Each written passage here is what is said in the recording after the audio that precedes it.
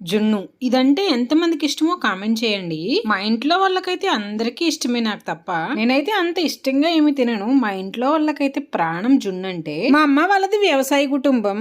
ఆవులు గేదెలు ఉండేటివి, ఇప్పటికీ ఉన్నాయనుకోండి. చిన్నప్పటి నుంచి వాటి మధ్య పెరిగినందుకు ఏమో నాకు జున్ను అంటే అంత ఇష్టం ఉండదు. ఆవు గాని గేదె గాని దూడకి జన్మనిచ్చిన తర్వాత మొదటి రోజు పాలు అనుకోండి, గడ్డలాంటి జున్ను తయారు చేసుకోవచ్చు. నేను తీసుకున్నవి మొదటి రోజు పాలు బాగా చిక్కగా ఉంటాయి. నార్మల్ పాలుని 3 గ్లాసుల నుంచి 4 గ్లాసుల వరకు కలుపుకోవచ్చు ఒక గ్లాస్ జున్ను పాలకి. నేనైతే నార్మల్ పాలు 3 గ్లాసులు, అర గ్లాసు నీళ్లు పోసుకున్నాను. సొంటి మిరియాలు యాలకుల్ని పౌడర్ చేసుకుని 2 స్పూన్లు ఒక గిన్నెలో వేసుకుని కొద్దిగా పాలు వేసి పక్కన పెట్టుకోవాలి. ఇలా కొంచెం సేపు నానబెట్టుకోవడం వల్ల పౌడర్ లో ఉన్న ఫ్లేవర్స్ అన్ని పాలల్లోకి దిగి జున్ను రుచికరంగా ఉంటుంది. మీరు తినే తీపిని బట్టి బెల్లాన్ని గాని చక్కెరని గాని పాలల్లో వేసుకుని బాగా కరిగిన తర్వాత వడబెట్టుకోవాలి. వడబెట్టుకున్న పాలల్లో సొంటి మిరియాలు యాలకులు పౌడర్ కలిపి పెట్టుకున్న పాలను కూడా వేసేసుకుని ఒకసారి బాగా కలిపి అంచుల వెంబడి ఏమైనా పాలుంటే తుడిచేసుకుని మూత పెట్టుకోవాలి. ఇలా ఏదైనా ఒక గిన్నెలో తగినన్ని నీళ్లు పోసుకుని స్టాండ్ పెట్టి కలిపి పెట్టుకున్న పాల గిన్నెను పెట్టేసి ఆవిరి మీద 10-15 నిమిషాల పాటు ఉడికించాలి. ఇలా ఏదైనా గుజ్జు చూసినప్పుడు పాలు గట్ట అంటుకోలేదనుకోండి, జున్ను పర్ఫెక్ట్ గా రెడీ అయిపోయినట్లే.